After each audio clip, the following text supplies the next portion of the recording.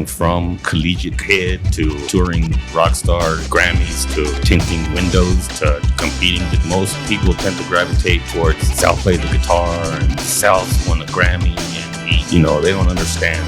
I'm nobody. I'm really not but a speck in a gigantic bowl of sand. So to single me out on some of what I've done is it hasn't been easy, but it doesn't deserve as much shine and light as some folks want to gravitate toward.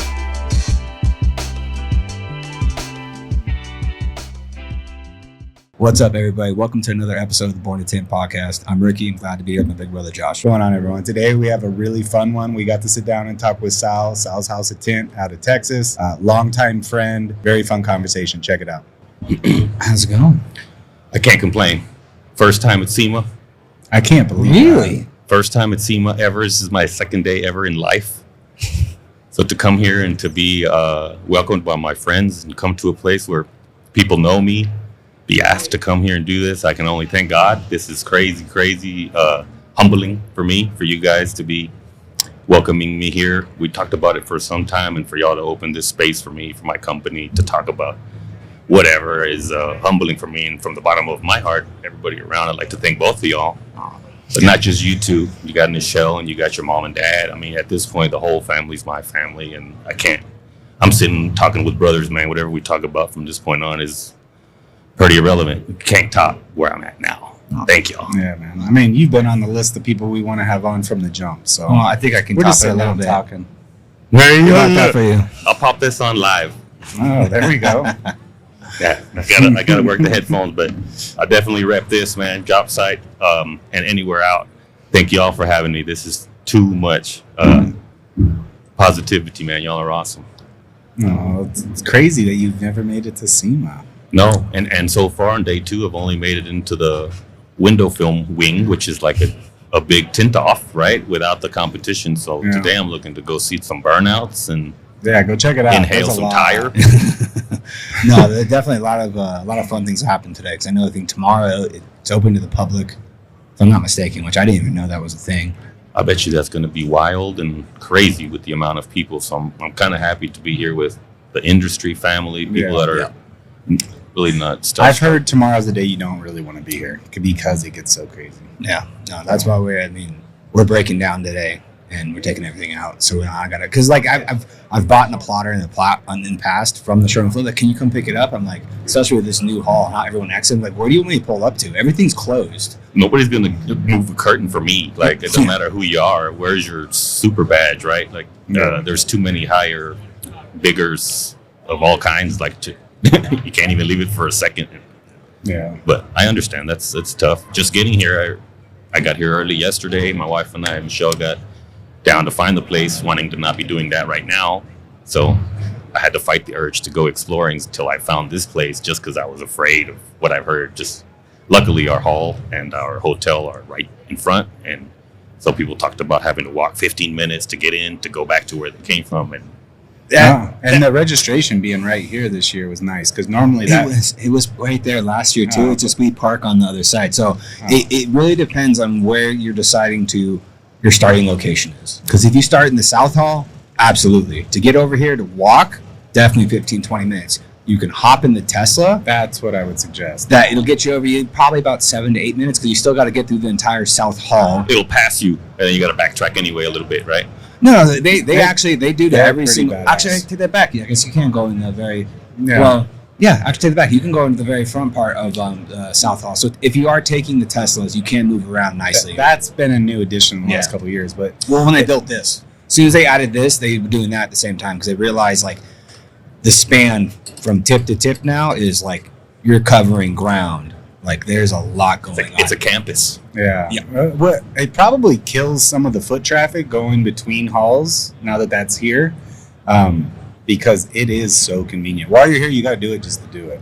Yeah. If you're going to go to the South Hall, go hop on the Tesla and take it there, because it brings you to the boring tunnel. And it's pretty People are like, badass. turn your camera on, man. That's good Yeah. footage. Like, Yeah. We're in the boring tunnel. It's Yeah. pretty cool. And they're building those right now too, down the whole strip. They're connecting it to the airport. So right now you can go from the convention center to Westgate and to Resort World. So if you stay at either of those hotels when you come in town for a convention, Boom. you can just go down, get in a Tesla, and be here immediately. They're putting them in towards the airport too, where the airport's going to make its way out to the multiple casinos that want to jump on the program and like, yeah, do a little off ramp for us. Like, Whoa. yeah, it's crazy. It'll be really good for traffic. I think there'll still be traffic on the strip, but a lot of people will use it, and it's pretty wild when you get in there. It feels like you're going really fast. So you look at the speedometer, it's like 35, but it feels like you're hauling ass. So it's time for some like high passenger count Tesla vehicles, like 20 people, 30 people in one Tesla to go. Well, what you'll probably get is they'll start driving themselves. Yeah. That'll start happening. So now you can sit in every seat, and And they got two trunks, so you from can what probably I've get heard, like 6-7 people in there. But yes, I wouldn't put it past did it again. only because you're pointing it out. I have to every time you do it. That's what happens when you have 5 kids. So Josh, what were you saying? Just playing. From what I've heard, it's going to be like $10 or $20 for the full vehicle, no matter how many people you put in it. So if you're like going from the airport, Just everybody. well, I'm sure it's going to only be. That's why they have the driver in there right now too. I don't want to stress it, but you get up, my family could fit at least 25. Yeah, but at that You know what I'm saying? rate, compared to an Uber or a cab, like who cares? Just get 2 of them if you're in a big group. We can fit more than the clowns at the circus. No. So Talk to me. What do we got? Well, I want. Well, I already know. Yeah. Okay. But before starting with that though, little background. When did you start tinting? Because these are things like we probably have talked about, but I don't think I've ever really got in depth with you about like For sure. when did you start and what is that starting story? Because about 90% of the time for people who talk to, it's all, especially the guys that have been in it so long, it's usually almost the same story. It's great. What year did you start and what got you into it? Okay. Cliff Notes version, right? Because there's a lot of years compacted into a couple sentences. 8th grade, I had a shunt, which is just a tube that gets put in my neck because my brain's valve wasn't working correctly.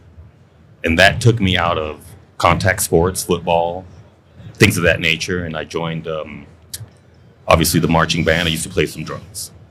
When we were playing some drums, I had a uncle who had a tire and rim shop. They outsourced all of the window film to a guy everybody knows by the name of Dirty Mike Sanchez. oh wow, Damn. So I used to work at Chewy's for Chewy's Auto Center. We used to send all of our film to Mike.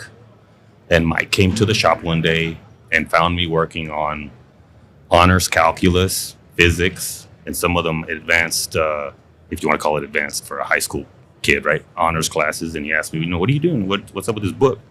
Like, I might load tires with these boys here, but I gotta keep my studies up, or my dad makes me quit the job, So he kind of gave me a little like, well, what do you think about tinting? It's like a big sticker. And I cockingly told him, tinting? I'll be hanging glass in 2 weeks, son. That's not even real, And he was like, I opened the door to you, right? Well, lo and behold, 3 days later came spring break, and I pulled the youngster thing. 2 weeks at the beach, no call, no show, no let them know I'm taking time off, go to the beach, I said, right? So when I came back, first thing I got when I walked into work was, you're fired. And I was like, oh man, I'm so sorry. Can I use your phone? Right? And I picked up the phone and I called Mike from the lobby. Like, yo, Mike, I just walked in from spring break talking about I'm fired. You need a tinter? He's like, come on down. Click. It was my uncle's, right? So it's like, Tío Chuy, Tío Pancho, Esteban, I'll see y'all on the flip. Where are you going? I'm going to Mike's. You're going to where? I'm going to Mike's. He's like, okay. Lo and behold, I started there at Mike's. I worked for him for 6 months before he took me to my first 3M window tint off in Houston, where I made it to the second round and hadn't lost until I went up against Mike. And then Mike was like, oh, I'm sorry, son. This is where you go home, right? But yeah. For him, it was knowing that I could hang a door, and more than that, before that point, I made $60 a week. It was like, I'm paying you some cash to teach you to come after school, really to keep you off the street and out of the mafia. And then when I hung that door and I made it past the first round, and now I'm in the second round, and he's like, okay, you're in the second round, and then now I'm up against him. He's like, you get your time card. You are now a full-fledged tinter as opposed to an apprentice. So I got my time card from him, and shoot, I worked for him all the way until I finished high school, left for college. And once I went to college, it was like going from the Valley, South Texas to San Antonio. Your paycheck doubles instantly. Same job. Just after the checkpoint, the requirements for cash for employees jump. They double. In the Valley, you could go get Mexicans. They work for nothing.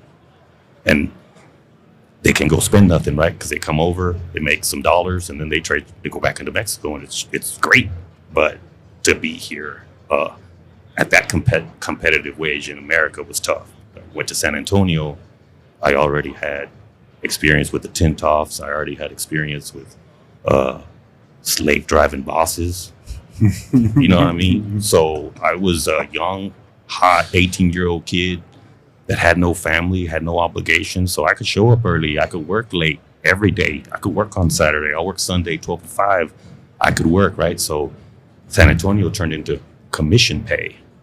And that's where I realized that tinters would become enemies because of how good you became, right?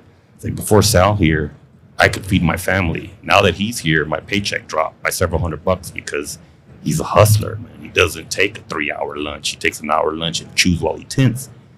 And I would always become the highest paid tinter at any job I've had since I've been tinting. I've only had a tinting job ever.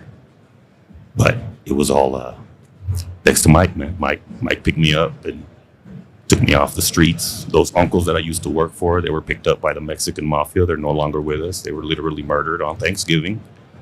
2 of my cousins, my 2 uncles, my nephew, it's the organization that I would be running if I had stayed. Wow. Damn. Dude, I've known you for so long. This is why I love doing this. It's like forces us to sit down and talk, and like I've known you for way too long to not have known that already. That's crazy. That's why I wanted to start with. That's where I felt like every time we go to any of the tin offs or the meetings or anything, it's usually we talk about how the year's been and end up talking tin off stuff, and it's like never actually sat down and asked that question. And if anything, I feel bad that I haven't.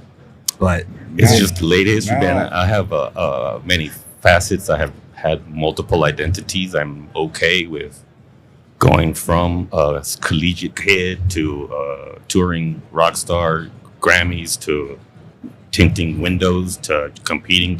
I'm okay with the swap around. And most people tend to gravitate towards Sal played the guitar and Sal's won a Grammy, and he, they don't understand that I'm nobody. You know what I'm saying? I'm nobody. I'm really not but a speck in a gigantic bowl of sand. So to single me out on some of what I've done is it hasn't been easy, but doesn't deserve as much shine and light as some folks want to gravitate towards it. I guess it's a living through me type of thing. But once you've been in the end zone a couple times in a couple different areas, there's no sense in over celebrating when you make it in the end zone.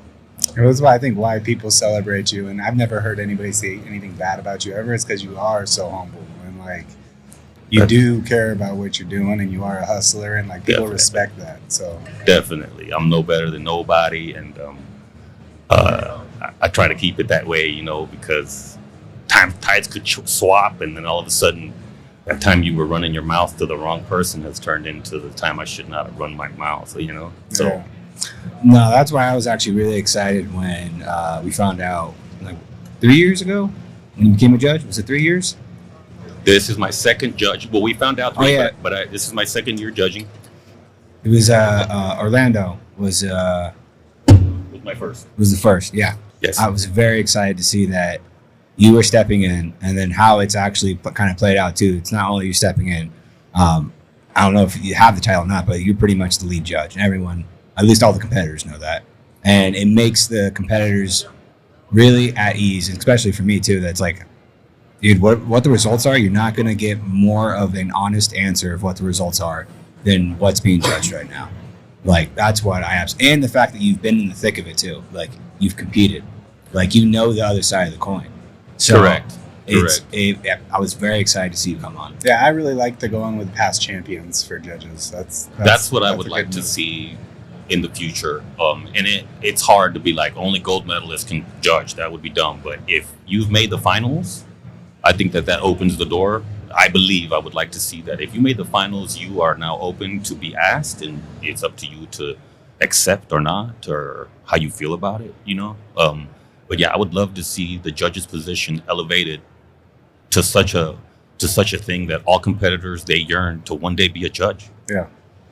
Only thing stopping me is as soon as you judge, you're out. That's true. And that's it. I've told Sarah, like, can we change that bylaw to where it's like, all right, you judge, all right, you can't compete next year. So say you judge a couple of years, you're like, I don't want to go after this again. Take a year off, and then get to compete again. But I don't think that's going to change. So I definitely do want to judge. I'll be honest with you. I had to ask everybody to get the hell out of my hotel room and give me a minute. And if you can imagine losing your favorite dog, that's how it felt to know that I just said yes to being a judge. I'll never tint here again. I need a minute, leave me alone. And I literally cried about it. You know what I'm saying? But I walked out excited about the possibilities of competition elsewhere. Like, okay, I'm losing the big one, but I'm also gaining a high level of respect because I'm judging it. I can't tell you that I thought I would be butthurt to see all of you guys going viral hanging film. I thought I would be butthurt. And instead, it elevated me to such a high level of pride to know that there's 10 viral videos of 10 of my brothers that are freaking being seen all over the world. And I'm a judge. I'm only one of 3. I'm the only one in Texas. So I would say that from the standpoint of business, that can only elevate you. The only way to get higher than a champion is the guy who chooses the champion. Like, the quality control is so high that was the only place left for me to go. No, I agree. That's why I've definitely entertained the idea. Like, ultimately, you want to compete because you want to prove to yourself that, like, hey, I'm the best. But then also, from a business owner's perspective, like, it's awesome PR for your business to show that you're a champion. But I think the only thing higher than that is be like, hey, I'm the judge of the competition. Like, that does display more authority and knowledge than even being the champion. So, and they let you put a tinter in. So my big thing was, if I'm going to judge, does that mean that none of my tinters can tint? I only have one. She's a female. It's her second year. She's finished both times. She's turned in a deal, and she came in 24th this past one. So that's a 2-year competition tinter, never touched film, to 24th in 2 years. She'll be with me 3 years in December with only 2 competitions under her belt. So now I'm like, the day that girl makes finals, I'm gonna freaking hit that next level. Yeah. I was a champion, now I'm a judge, and now the people I teach, they're champions. And that's what y'all are doing it, and y'all are doing it at a big level. Now, you, Josh, I feel, should already be at the top of the top of the top of emotion, because when this guy was pacifiering, you were like, hold this squeegee. Hey, hold this spray bottle. No, don't touch it. Right? Yeah. And I'm not saying you turned him into a champion, because he definitely had his own molding. Like, once you know, then you're like, this works better for me, and you take off. But at this point, I feel like you two are like waiting for Ricky 3. You know what I'm saying? He's on the way. Definitely. Like, the day one of our guys that's not us wins, that'd be the most excitement I think I could possibly have. But I think it's equal for both of us, because we've both taught each other. Like, I stepped away and came back, and definitely all of a sudden he became my teacher. So I think we've said it before, where like the day someone we helped like train wins will be the day. And then, like, I've thought about it, and we've talked about it before, and I'm like, technically we both have, because we've both like trained and helped each other in some way. Like, I'm not going to take responsibility for like training him, because I know it's been my dad and all the other tinters we've ever worked with, and you and all these other people at competition. But we have influenced each other, and like, yeah, when he wins, I'm just as excited as if I had won. Well, my tintress was ordered to watch Ricky Miller and to imitate Ricky Miller in competition. And I only took a couple of things away from her. I'm like, man, fuck, Ricky Miller does it like that? Well, you're not going to do it that way. This thing. Everything else you will. I pick and choose what you get from Ricky Miller. But she loves it. You know what I'm saying? Yeah. She loves it. And she has a family trip that's planned on in December. And she asked me if she could reach out to one of you guys' guys, because they became friends. So now it's like our tinters are becoming friends. That's awesome. And a family. And she can go to Las Vegas and call a tint shop, and her family thinks she's crazy. You want to go on our family trip and you want to go to another tint shop? She doesn't get it. We get it. Yeah. Like, yeah, I want to go to. In fact, I don't want to hang out with y'all if I'm real. You know what I'm saying? The family shit show circus. I'd be happy at Green Valley hanging some film learning. You know, Yeah. and that's what she yearns to do. So I'm like, reach out. Worst they can tell you is we're too busy. No, she's welcome anytime for It's sure. December. Let's Yeah. be honest. I would love to say that we're too busy, but it's December. But Perfect month for that. But even if it was a busy month, it still wouldn't No, matter. that's even It's- better. 'Cause yeah. I know that we could just Yeah. throw her in the mix. Like, yeah, she's gonna or be like, good to hey, go. when y'all close, Mhm. tonight, let's get together and eat, or Yep. you know what I'm saying? Oh, She's yeah. just looking for Absolutely. that Oh, yeah. type of stuff. Yeah. And, I'm happy to have introduced to our groups. You know, I was kind of wary about going to the tint off and then having her take off with. There's a select group of tinters that love to get in trouble, right? And I'm like, man, I hope that's not the group she likes. You know what I'm saying? Like the 2 a.m. rowdy bunch, and I'm like, It's phases. I've been there, right? I've been that through was that us phase. at one point. but now I'm like, hey, we got a lot invested in what Yeah. we're doing. Like to go make a fool of yourself. First off, that's a no. Yeah. I'm not Well- saying you got to win, but you got to compete. I stopped partying until the last night a long time ago because I realized, like, no, I'm here to, like, I want to win first. And then we can have a good time at night. For me, that, like, honestly, when I stopped doing that, that's when I started winning. Like 2015 was the first time that, like, that didn't happen. My wife was there. It was in Reno. We stayed with friends. So when the show was over, like, I went back to the house, hung out with my friends, hung out with my wife. And that was technically the first time that, like, it's like, all right, no, I'm in the finals. Like, I'm going to sleep. And then past that, I really dialed it in. I think it was 2018 in San Antonio. When after I found out I was in the finals, I went to Morton Steakhouse right across, sat at the bar by myself. I had a good dinner, had a steak, I forget what Quiet. Yep, I wanted my own piece. I told my wife, she goes, "You went and ate by yourself?" I'm like, "Yeah." Yes. I went and ate, and then I went to go to sleep. I passed out. I woke up in the morning. I went for a 3-mile run, and it's like, all right, it's time to compete. It's like that routine I haven't broken since that point. It's like if I'm going to stay out, it'll be the night the finals are, if that ends up happening, especially if we win. of course. Celebratory. Yeah. Right. But no, not a bunch of pre-celebration. No. You ain't Yeah, even made no. it there yet. Yeah, I don't know. There's a group that would be like, well, you know, you should be able to do that. It's like, yeah, probably could, but why? Like now, especially with the money that's on the line now, and you're looking at 20 grand, 40 grand, like you're going to be up partying. See you tomorrow. I'm Yeah, glad. I'm yeah, like, yeah. all of y'all go party, please. Yeah. Oh, well, in Orlando, we had what? We had one person not show up for the finals in flat. We had two. That happened in San Antonio from people crashing the Yes. freaking birds and. Well, no. partying. What do you mean? That was Caleb Skillett. He said, "You're going to release me from this hospital." I'm going to the finals. I made the finals. I know, but He I'm did saying that with it's a wired happened shut multiple draw. times. Yeah, Like that's crazy. No, I know it does, but at the same time, the people that are doing that now, it's like I get it. It can be fun, but at the same time, like beyond the money aspect, the other thing that's on the line, yeah, my company's investing a lot in the fact of you might have sponsorships and stuff that's paid for, but like I'm away from my shop for like 4 days straight. Yes. That time gone. And not show up for finals. But even that Yeah. too, like your sponsors, like somebody Well, paid yeah. for you to be there, like respect that and Not take again. it seriously. Yeah. they won't pay again. Yeah. Yeah. No, the same sentiment, like how she has now been to the 10 offs is probably like dug the claws into her about the industry and then putting her in the environment. That happened to us this past year with our installer, Diego. I was talking with him the other day and he was like, earlier that year, he had worked with Marcus. We had him come out. We had a big project, or we had multiple projects we had him work on. And in him just seeing Marcus work, he was like, oh, there's no level. And then going to the competition, it just solidified it, watching everyone compete. And he's like, dude, I'm all in now. And Yeah. it's like, I'm absolutely, yeah, I understand it. I know the feeling. I'm so happy that we did that this year and pulled everyone there just to give them the taste of the fact, like, you're not going to get there within the first couple. It's going to take multiple years. And Definitely. when the work comes, you got to get it done. Like Marcus was just out here recently after the fact, and they had a 1,600 square foot job with removal, ended up being CDA. It was a great job, but at the same time, it's one of those jobs that's like, I don't Elbow want grease. yeah, I don't want to do another one of these for another 6 months, please.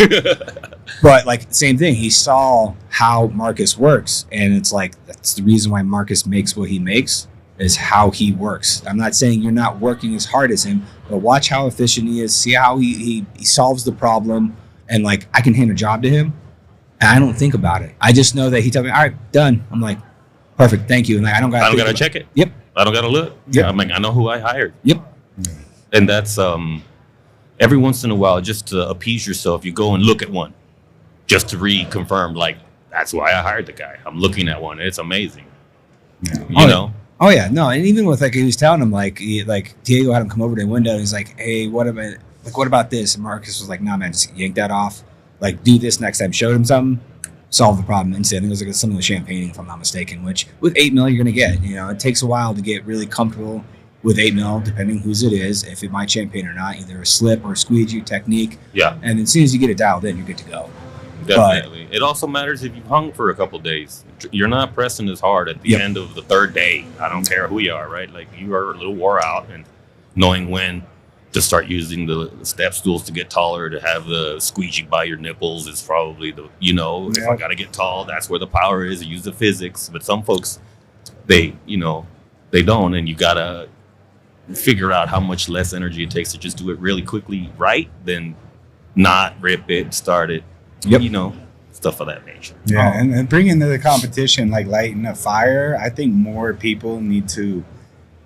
I've heard people talk about being afraid to let their people go to the competition because someone might steal them away, or they'll get an ego, or they'll make a name for themselves. And it's like, I don't know, for me, and it sounds like this is the same culture you're cultivating. Like, no, I want to bring them to the competition so they can get exposed to more and get that passion for the industry. And like, those are the people I want working for me anyways. And is it going to help them develop faster? Like, I think more people should take if they're an operation that you have people that you're training up, bring them to the competition if you can.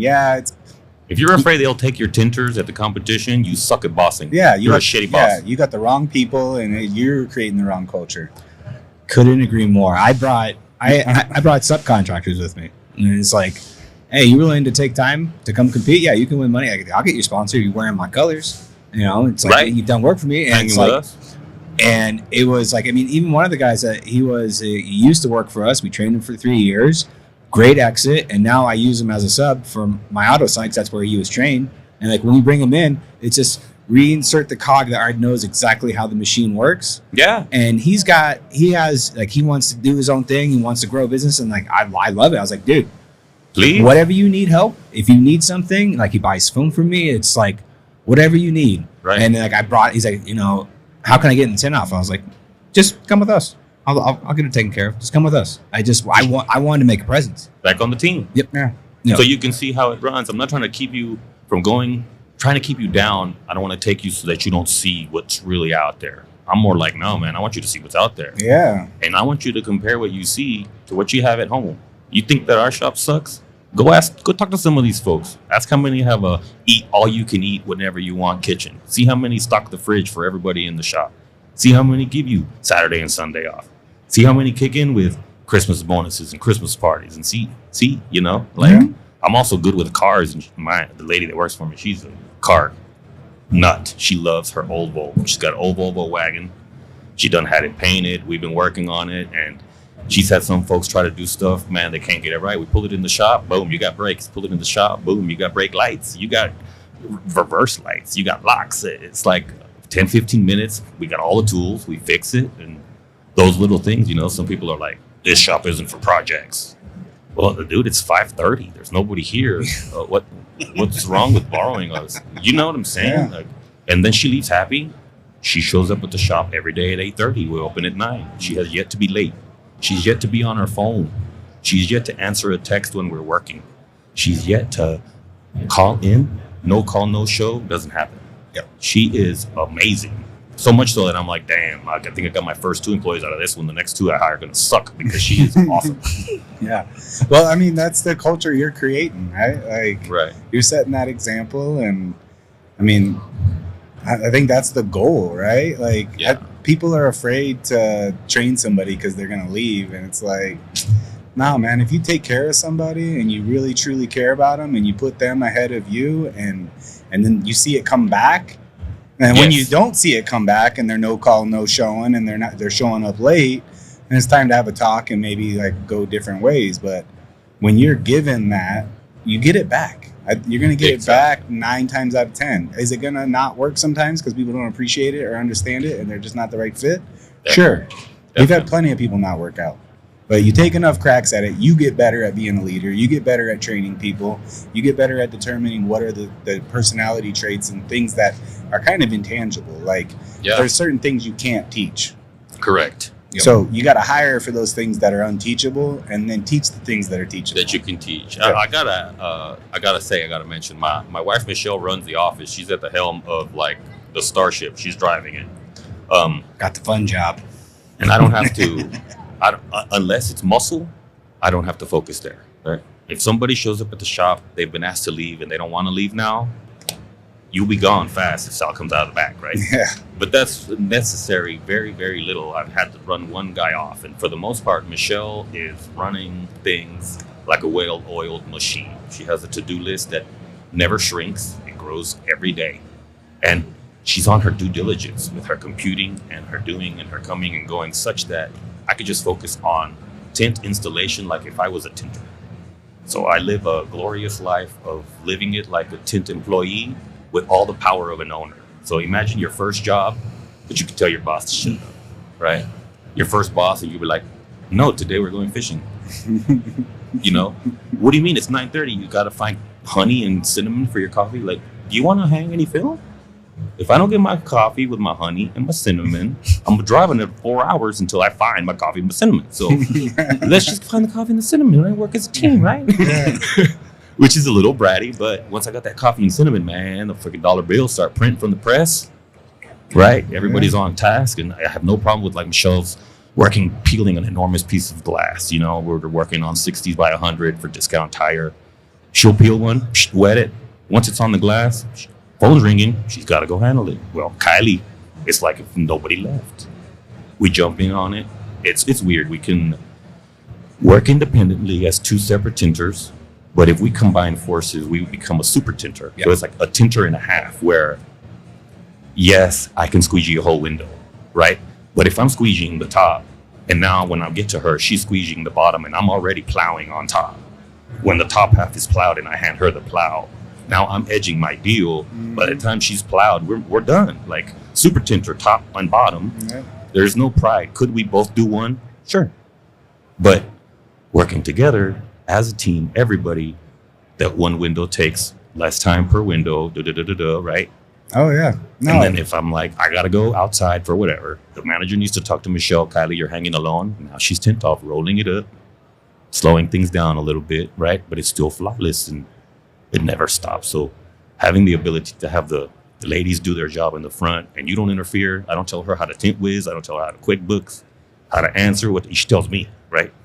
But then she was like, "Hey, did you see that bottom of that door?" I'm like, "Well, there's a problem there. The door has to be modified, So we're going to give it a minute. And then after a little bit of time, we're just going to squeeze the water out and it'll be fine. If I go mess with it premature, I want to create something that wasn't there." All right. Right? Yeah. And I make sure to not bullshit her. Right? That'll dry out. Right? Yeah. You know what I'm saying? Don't worry, that stuff stops bullets, right? She knows. She's in the industry and knows, like, don't tell me that's going to dry out. There's a freaking lake in there. All right. Yeah, no, I think the biggest issue most people have in this industry is ego and thinking that that's why a lot of people stay solo and you need a team. Like there's a synergy in working together. Definitely. 1 + 1 = 3. Like Yeah. we do it all the time. Like there might be a scenario where we could both do our own thing, but if on exactly the scenario you're talking about, a ladder window like that, we do that all the time. Yeah. Like we know we're gonna get both of these windows done faster just working on them together. Right. Than each doing our own separately.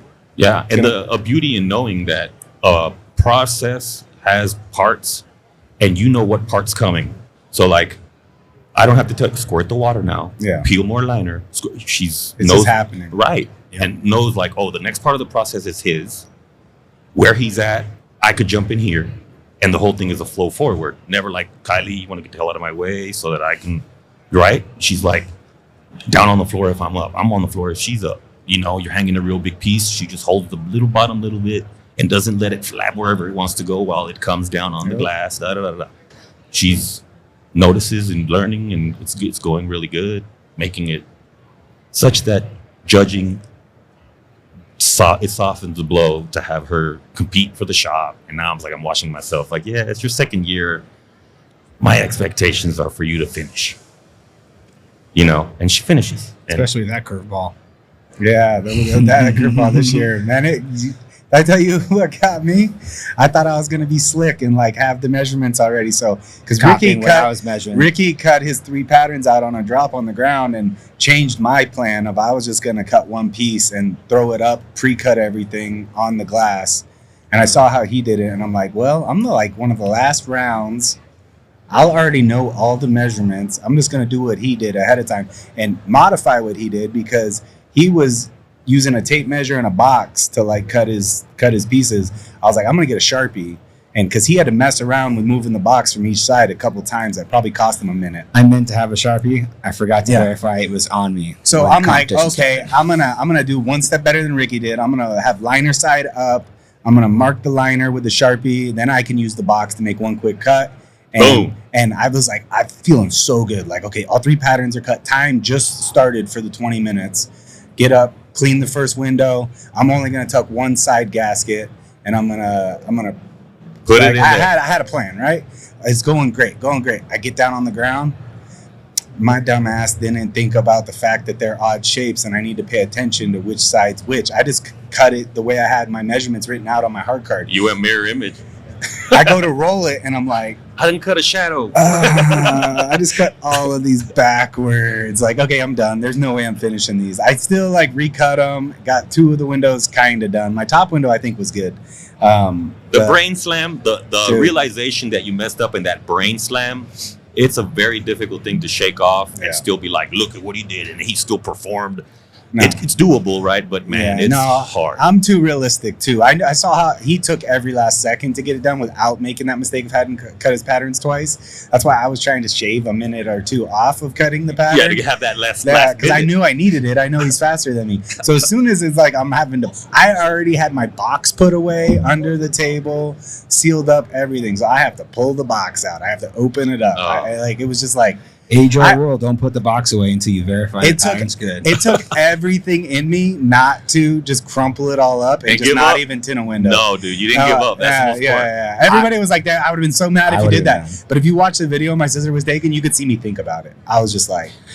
This is where I rip it and make a ball out of it and let out a couple explicits, or what? Take 2 deep breaths, understand that now... I have to use every skill I have to finish this and at least turn something in. Well, my thought was, okay, if these stay at least somewhat similar next year, I need to take a crack at them right now just to see what I would change. Well, think about yourself standing outside looking at your tinter inside, and he does what you thought about doing and didn't do. I'd be pissed. Think about it. Yeah. You made one mistake. You didn't even try. You just bundled it up and stood there and drank water for 15 minutes and stared. Ultimately, that's what I'm proud of myself of. Yes. Is like, that just isn't in my nature. Like, I definitely thought about it, but like, okay, I can't do that. No, not at this level. I can't. Yeah. I'm turning something in anyway. Right. Yeah, no, I told him right after the fact. He said I was gonna ball it up. I was like, dude, I'd been pissed at you if you did that. Like, don't do that. Like, no, just hang it. Do what you can, But no, it was fun this year. I mean, I made 2 cardinal mistakes that I shouldn't have made. One, throwing my done sign up with like 30 seconds to go in the first round. And as soon as I did that, I turned, and right in the bottom right, top window, right corner, bottom, like I see water pooled. I'm just like, I had the time to do something about that. That wasn't a difficult fix, and it wasn't something that I would have been like, oh, I can't do that because it might push up. Like I had the tool in my hand too with paper towel. It was all right there. I turned and looked, and like there's a video where I turn around, I flip off that corner, like, oh, what was that? I was like, I screwed up. Final glance. Yep. I omitted my final glance. Yep. Took for granted my final glance, which is just a second, right? And we think it's so important. I don't have to do it, but I've done it too. Just take one step back and look, and you realize, oh shit, yep, I didn't see that, right? I'm focused on this bottom corner or whatever. Yeah.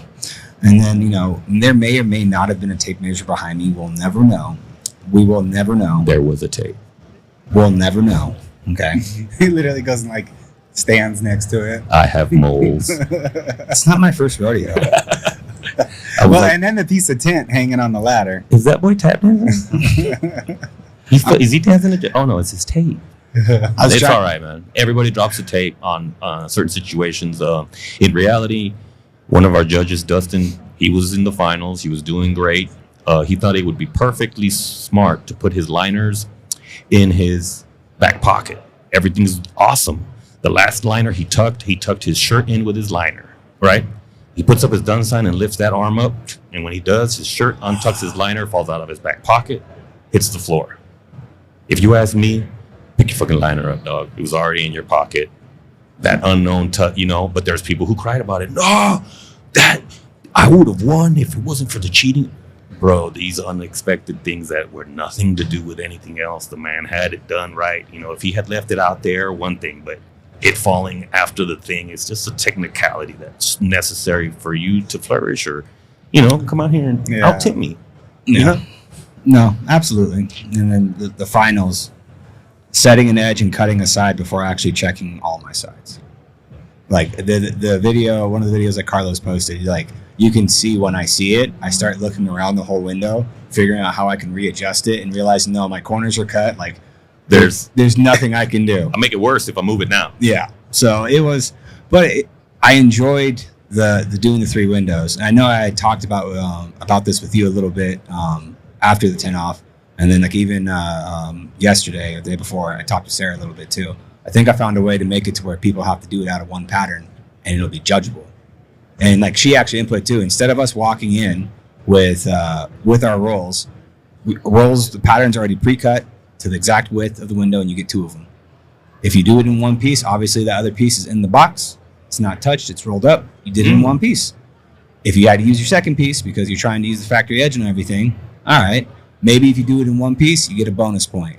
Or you lose 1 point if you have to use your second piece or whatever it need be. And if you have to use more than 2 pieces, let's be honest, like there's no time for no third piece. No, there's no time for that third piece. And I was like, just because I took that too much so you to don't heart, even bring the box don't in. even bring the box in. It gets rid of the having to put the box away. You already have your 2 patterns. We all know the width of that window. We know the width, the outer perimeter of that window is not changing. You guys are going to screw with the bars, which it was a genius thing to do because now you can actually present a different pattern every single year. And it's like, yeah, you know kind of what you're doing, but you don't. Like you're always going to have to cut something up. Like I already know what I'm going to do when it comes to the round 1. And if anyone's listening this long, and don't clip this because that's the only way you get to hear it, is I'm going to Home Depot before next year. I'm going to get a piece of plexi and I'm bringing a ruler with me. I'm not only going to split it, I'm going to give myself a top factory edge. I'm going to measure that down to where I have my factory edges now, but with a ruler. I didn't think about it after the fact. I'm like, I'm 100% doing that now. And it's like, it doesn't matter if you do 3 windows again, it's just make sure you know where your liner's at. That's 1. And then make sure you measure down your points. Lay the ruler, factory top, problem solved. Everybody listening, get ready. You might not even need a factory edge. It might be that the factory edge is useless for you. Oh man, We don't know yet. I'd make 5 factory edges. Fuck it. I mean, the reality is, y'all, I'm a guest. Everybody that tints knows that I've been there, so they assert me as a head judge. But I have never been given that title. I have never been told. The reality is that the head judge is the beautiful ladies from Window Film Magazine, right? I can't thank them enough. I give us some input from the side of a competitor and a judge and what I see you guys telling me, but ultimately they tell me yes or no, if it's realistic, how our ideas line up monetarily, if they're doable within budget, right? And they know that. So we're trying to work with what we're given, and I made a couple of suggestions that would make changing the frames possible by recycling, as opposed to just build some new ones, right? I don't know if you know the expense in that, but it's a lot. Yeah. And then you got to pay people to put them together, take them apart, bring them in, So we what I'd like to see is us to get a judge's Lego set, and y'all walk into a big old rectangle, and everybody gets real confident, everybody's real happy. And then y'all come in on day 1 and the shape that we're expected to install is there. And you see your finals window. It's the one you've always seen. There's nothing on it. Now you come in for finals and now you see what you're doing for the finals. And it's possible the finals will come down from the top window. It's possible I'll lay the whole frame on its side and we'll do the rectangle horizontally on our knees. I like it. I don't know. Yeah, I've also I thought love about putting you on the inside. You got to tint the back half of the window, and you're tinting inside the crevice of the frame, trying to tint your window. Yeah. Because you got to tint in a hallway, like that. in a tunnel, in a right? Things that people would actually run into where you have to work on the floor. Why? Because it's a stupid window and the mullion is 2 inches, and then I have a 4-inch window and it's on the floor. I have to lay on my belly to get it done. That exists. That would Granted, be so you much two fun. you two would assign that window, right? Yeah. I would. Kylie, that's your window.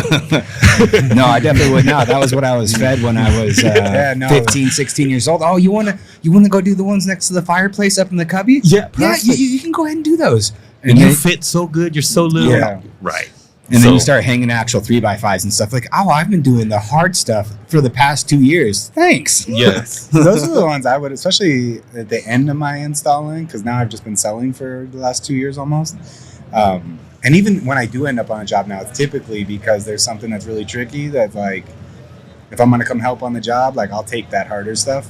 But when I was training people, I would still do that. Like, yeah. Especially when the guys are at the point that they're commissioned installers, like, I'm not going to make them do that jacked up window when they could be doing the sliders in the next room. Like, I'll take the hard stuff. I would say that we need to change that policy. Make them do that. They're doing it now. Make them, even when you do join a job, make them do the hard stuff. Just do the other windows. Just give them the commission for those windows. Who cares? The only way they're going to get faster and more efficient when they are by themselves is by doing the hard window. Well, they're doing it now. So you're saying do the hard window. I'm going to do the easy one. I'm going to give it to you. Yeah.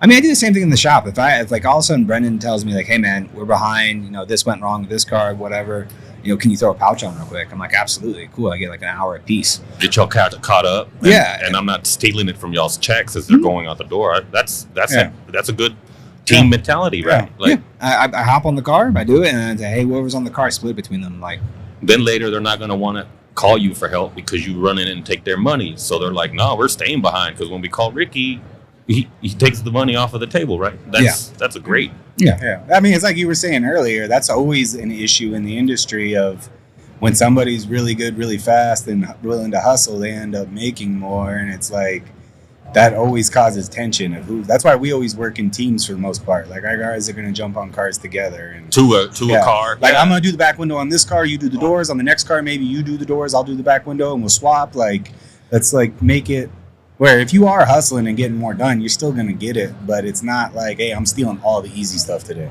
Yeah, no, that's Brendan's job. Brendan is the auto manager, and he like gives them the freedom to like, hey, I don't want to have to tell you what you have, like which windows you guys are going to do, but like, hey, everyone gets a crack at a windshield.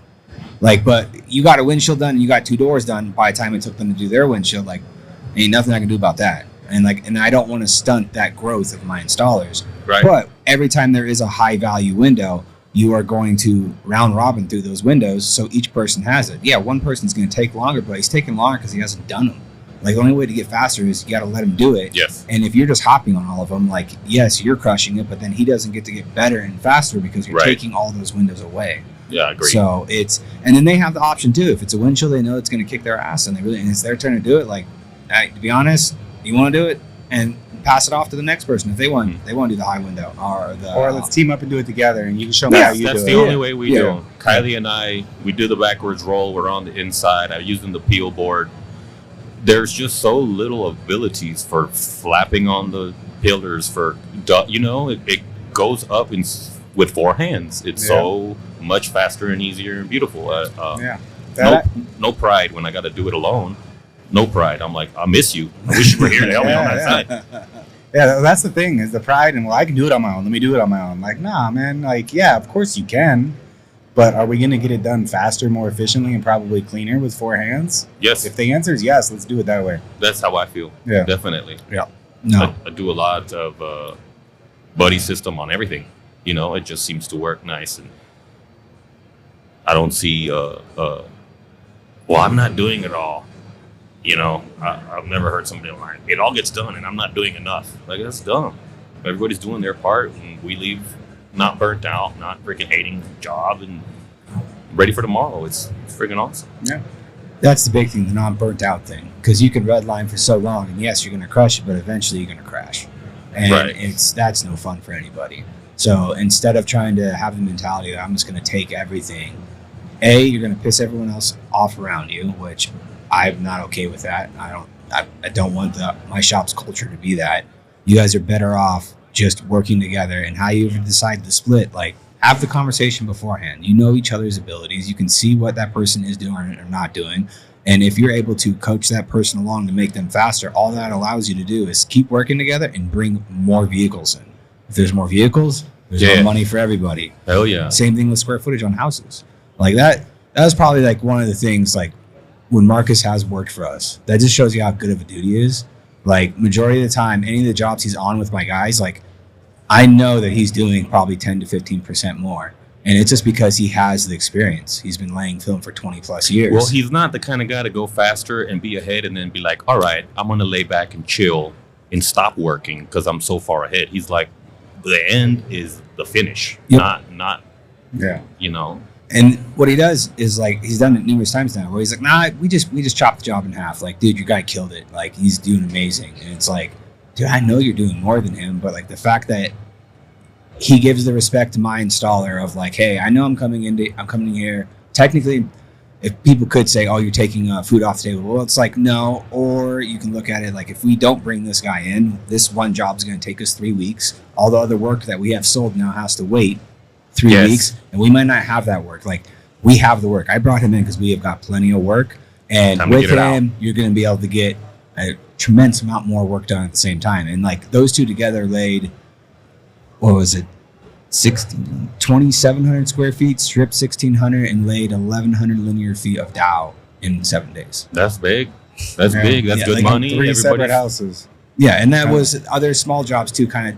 Yeah, that was just 3 houses dashed in there, the big, to where it's like they all crushed, they all made great money, but, like, getting the job like that done, like, Marcus knows, because he's worked on so many big projects and stuff, it's better to work as a team and let everyone know to begin with, like, hey man, we're gonna do this project, this is how it's gonna go. And we're gonna flip back and forth. Like, his planning of that job was genius. Like, he would strip for a bit, and then Diego would install, and then they flip flop. Then Diego would go strip, he would go install, so they wouldn't burn each other out. I'm like, right, and nobody feels like the grunt. Like, man, you're just hanging all the clean glass, and I'm in here pressing, right? Yeah. Well, I'll tell you what, I gotta be honest. The life hack that has helped me, my shop, and everything go forward, it pretty much pertains to me. And I don't normally get life-changing quotes from men's bodies, but there's a guy I know who's got a tattoo that says, nobody cares, work harder. You know what I'm saying? And at first, I just used to watch you work out. And then I realized your progressiveness and everything is based on the fact that you do work out. And now my fat ass gets up at 6 every day. I strap on a vest with 40-pound weights, and I do my 1.5 miles with my dog every morning, including the weekends, right? And at the Tint off, I was happy to see that we saw each other at 6 a.m.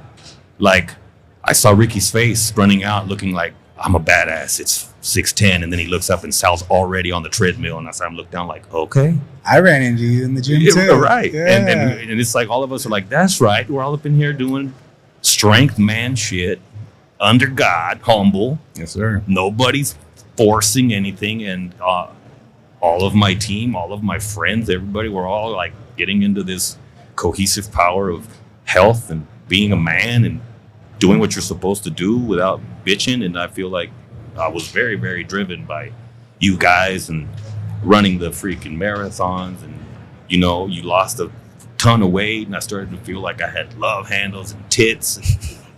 No more, right? No more, man. Get down, do your push-ups till fail, go to work.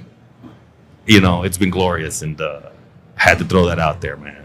Nobody cares, work harder is a thing to live by, because it only yields positive results. I mean, you can't go negative with that route.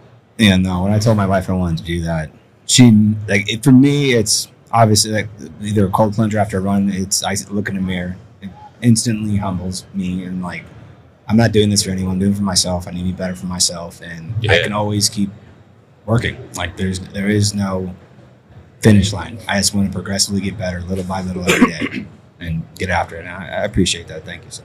What's cool is seeing how, like, that just spins off everywhere. Like even that saying comes from Cam Haines, Yeah. right? Mhm. So it's like that isn't like a Ricky invention. That's like somebody else put it out there into the universe. He accepted it, and like Yeah. same thing with the way what I've been doing. I see it like I hear that from people, and I'm just like, oh crap, that's crazy. And I know some days I fail at it. Like this last year, I got pretty thick again, and I finally been getting back after it for like the last 90 days. And I feel so much better every day when I do. Like this morning, I got up and It's got crazy. a workout in and ran. And by the end of it, I was so thankful that I was like, had the ability to do that. And I had the discipline this morning to be like, no, I'm doing this no matter what. Got to, Because I'm man. going to have a better day if I do. I miss it. It's like I don't work out, I don't poop, I don't pee. Things aren't right. You just go work out, and everything takes care of itself, man. It's along with I lost a dog, Shiner. Was 15, and I let him get fat and lethargic, no walks. He ended up with tumors, and I felt bad about it. And 2 years before he passed, I started running with my other dog, Pizza. Pizza now, she'll do a whole mile and a half off leash on command. She'll come sit, stay on command. There is nothing. And you're talking about country boys running around. I got to keep her from the skunks, the cats, the squirrels, the deer, da-da-da. You know what I'm saying? And it's been so fantastic just to see how the dog progressed, that just the dog's health has given me more gusto. Like, well, it's for me, yes, but the dog needs it too. Yep. And now I'm almost to where I can take my second dog. I replaced Shiner with a new dog. He has some heartworms. He's almost done with his treatment. He's about 2 weeks out. And as soon as he's out, man, I'm going to run that boy out because he's at that destructive, I got a lot of energy type of thing, The dog hack is huge, man. When I was big, man. When I got my last dog, I was probably like 230. I'd gotten out of shape, and part of getting a dog in my mind was the hack of like, I'm getting a dog that needs to run a lot. So if I won't do it for myself, I'm at least going to do it for the dog. Otherwise, the dog's going to destroy my house. I'm not going to be able to train the dog. And I got him to the point where I could go running with him off leash, and he passed last year, and I fell off for that. That was a big, actually, like catalyst for me falling off. It's all hard. of a sudden, my little running buddy was gone, and I just like completely fell off for a solid 3 months of not doing much. And I got another puppy this spring, and now I've been running her. Like this morning, Yeah. I needed to do a workout, which required me to either go to a track or get on a treadmill and run hard. But I need to do a 20-minute warm-up. So what I've been doing on those days is like, all right, I'm going to go out the door with the dog, do the 20-minute 2 miles with the dog, drop her off at the house, and then I'm going to the gym to jump on the treadmill to do the workout. And that's like been the routine lately. But yeah, dogs are the best. I received a weird blessing, man, because a neighbor of mine, he had 2 new knees and a new German Shepherd. And the German Shepherd is extremely smart, but just wasn't listening because my neighbor, Jim, he couldn't run 2 new knees. So I was like, you know what, Jim, give me that dang dog. So I grabbed that dog, and now I'm like, Sal, you're going to run like if the cops were chasing you. And I took off with that dog. Now that's what I do. I run across Jim, I take that dog, and I run with Einstein is his name. We run top speed till fail. And then I feel like my heart might blow up, turn around and run it back. And when I hand it to him, now he's the perfect dog. Yeah. But Jim can't run him. So now it's like the blessing of like, I know my fat ass has to do it. And now it's like, women don't get me to do it. Money doesn't get me to do it. You know what I mean? With Einstein got me running down the road like a freaking bandit. So you just have to find it where it is, because I'm helpful to help him train the dog, and I'm happy to run with him. And I feel like I'm not just helping me, but Jim doesn't have good knees. He's out there walking after 3 days of new knees. I'm like, walking is all he can do. So that type of thing helps too. You just have to find the blessings where they fall. Yeah, no, being of service to anybody, or whether it's a dog or a human or whatever, always feels good. That's what I love about training people, is like, if I can help give someone a skill that is going to then help provide for them for the rest of their life, like, yeah, there's an advantage for it for me too. If it's an employee or someone coming through the academy, there's money going to be made. But at the end of the day, the thing I like the most is like knowing that I helped someone else. That's why I like doing this. Like when I hear people come up to us and say, hey, I've been listening to the podcast and I love what you're doing and it's helped me, that is like the ultimate compliment I could ever get. And it's like, Yeah. I know that's why we're doing it. And every time that someone says it, it feels like unreal. But yeah, I don't know. There's something about that feeling that can't be touched. So, hey, normally y'all ask the questions, but now I want to ask y'all as competitors, since I'm no longer, 2 changes that you all would ask I've gotten some, I'll tell you before. People have said, can you give us 5 more minutes so we can all do perfect work? No. Yeah. We need you all to be rushed. We need the best in the world to actually feel pressure. And I would like for the pressure felt between the journeyman, master, and the guy that's here for his first time to be similar. I would like for both of you all to feel the same nerves as opposed to, this guy's a champion. He's been here so much. He doesn't even look nervous, you know. And there is you get like positivity. There's a good flow that you get when you've done it before, right? And you've had your 20, 30 minutes. And some of us, we've been in competition for an hour now. If you think about it, 15 minutes to learn is all you get. If you make it through, you get another 15 for the finals. And then that's all you get to learn to compete this year. So some of us, that's why we have to compete 3-4 times. Like after 3-4 times, you've been in competition for a solid hour, and every time you learn. Yep. So as far as y'all are concerned, what could you see that you're like, this sucks, it needs to change because it's stuck out to me a couple of times? Or is there really, we've been changing it yearly. We have a meeting, what went right, what went wrong. I know we got to solve the announcer volume issue. I would like for competitor 1 through competitor 16 to hear the proctor with the same gusto. No, I didn't hear, he didn't hear the violin over, Yep. There's only one thing I could think of. I think Ricky might have already said his, but clocks. Like rather than waiting for the announcer to let us know when it's 10 minutes or 5 minutes or whatever, Yeah, we used to have those. have big clocks up on both ends to where everybody can just take a glance and see how much time they have left. Other than that, there's not much I would change. I think how it's been being refined over the years, I like it. I like the fact that we did finally have some kind of change in what windows are being tinted.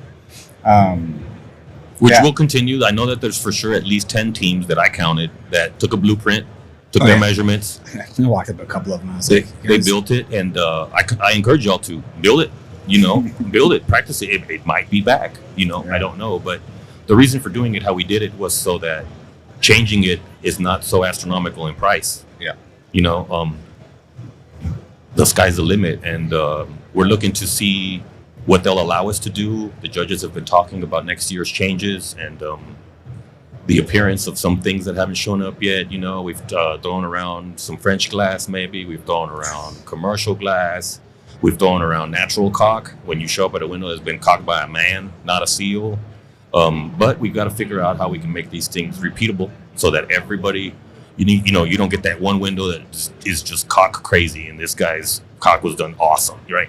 You need repeatability. So I'm not sure where they'll let us go, but I would like to see some obstructions. Try to tint one of the windows with a pole in the middle. Try to, you know what I'm saying? Or I would say something like that. I like the fact that we do have the seal the way it is, and then you can't pull it out, you can't cut it, because it puts everybody. In my eyes, puts everyone on an even playing field, because no one operates that window like that. Right. It's either people cut it off, or they pull the rubbers like they should, and then tint the window. So I say that keeps it even ground.